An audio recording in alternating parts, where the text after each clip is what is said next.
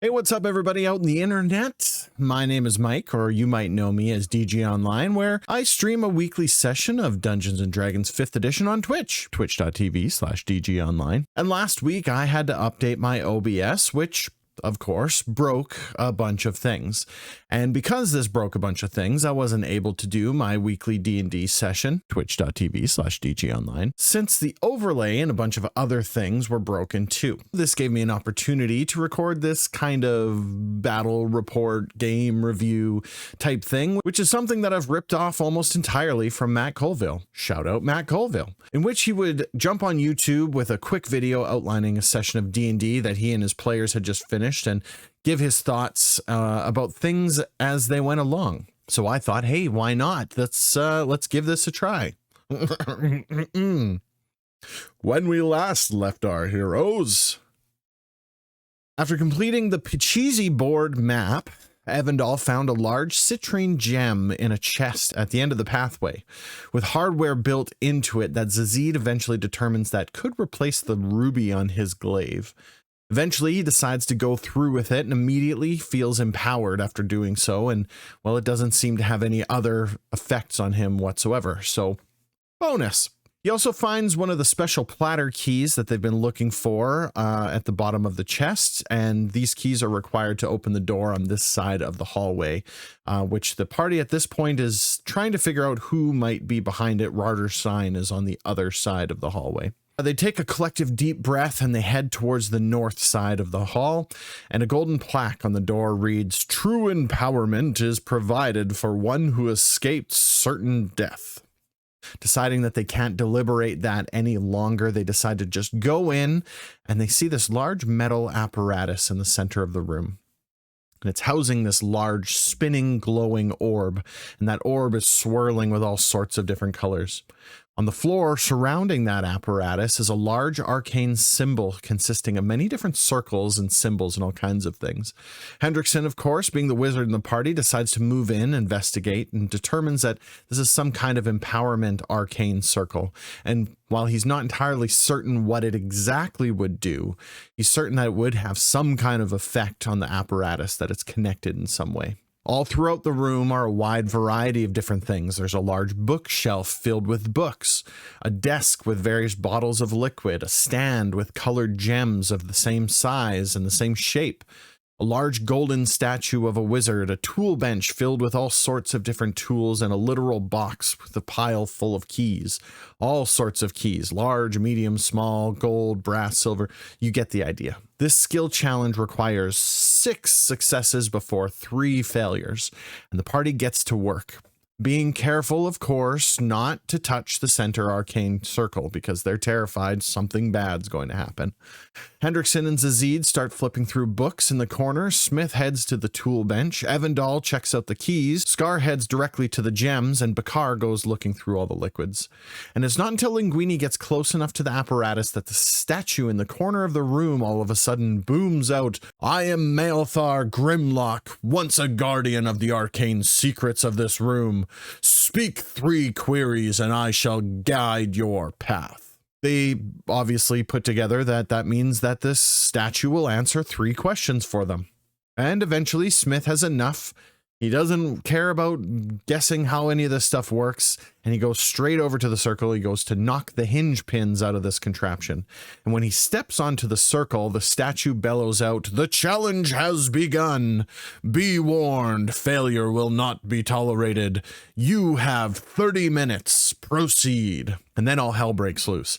The party starts rapid firing ideas. They're coming up with every possible solution that they could possibly think of now that a timer's been introduced to things.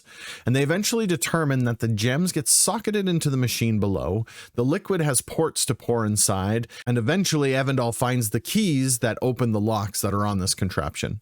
And with a mere 6 minutes remaining, they manage to get that final success, unlocking the orb from its cage, which stops spinning, fires off into the air and directly at Hendrickson. He pulls out his spell book, this orb implants itself onto it, and it empowers it with additional magical abilities. Inside the machine where the orb was, now is that second platter key, and they grab it and make haste to the center room to find out who's behind that locked door, and as they have mostly correctly guessed, it was Gareth, the co-owner from the Elf Song Tavern, who they've pretty much fallen in love with, this NPC and his wife Rita. Gareth is beaten, bloodied, chained to the chair, just like Rarder Sign was on the other side of the room. It's at this point that Zazid decides he's had enough of this. He's not going to be part of this little game any longer, and he leaves the room, allowing the decision up to the rest of that party. They have to make a decision who to save, and so a deliberation breaks out. Eventually, they come up with the idea, we can't decide, let's pull both levers at the same time. And so, from across the hall, they count down 3, 2, 1, and when they pull the levers, the one on Gareth's side of the room crosses the center threshold, and the lever for Rarder Signs doesn't. A blue arcane circle appears underneath Gareth, a red one under Rarder Sign, and both people are immediately fired away, and no one knows where they went.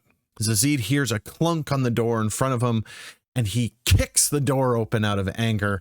On the other side, a teleporter that is activated and ready for the party to continue going through. And he decides to just go through. The party follows suit, but not before one of them notices that the tapestry that was unfinished in the hallway now has an additional panel added to it, which shows a group of 4 people standing behind one person, handing a crown shape over to a small group of people. And they think about it for a few minutes, but ultimately decide this isn't worth pondering about, and they push forward directly through the teleporter into the next room. And they all arrive into this small room with a single door in front of them. Carved into the back side of the door, it says, "Find the exit and face me." It's carved in with possibly a knife or something sharp in the back side of the door. Zazid opens the door, flings it open, and inside the space are doors everywhere. This large room with doors on literally every side of the space. And directly in front of them is this massive statue of Beholder with 4 orbs on tentacles all the way around it. Those orbs are opaque and kind of have a glass look to them. And as the players step into the room, they start to hear snarling all through the space. It's like echoing off the walls. And it doesn't take long for them to find out what is making that sound as that statue activates and starts firing energy bolts off at the party, one of which strikes one of the doors, turning it into dust, and emerging from that space is this mutated wolf creature with a single central eye. It kind of looks like this right here. And it immediately bolts for the party, tackling Zazid and dropping him to the floor. The party manages to fight him off, Zazid laying on the floor, and Smith decides we've got to figure out where the exit is and flings one of the door open to find out a small 5x5 enclosed space behind it with nothing inside. Session ends with the party fighting off a few wolves with many more snarling, creating this awful cacophony of just growling, snarling sounds coming from those cages. And that was where we called it for the night.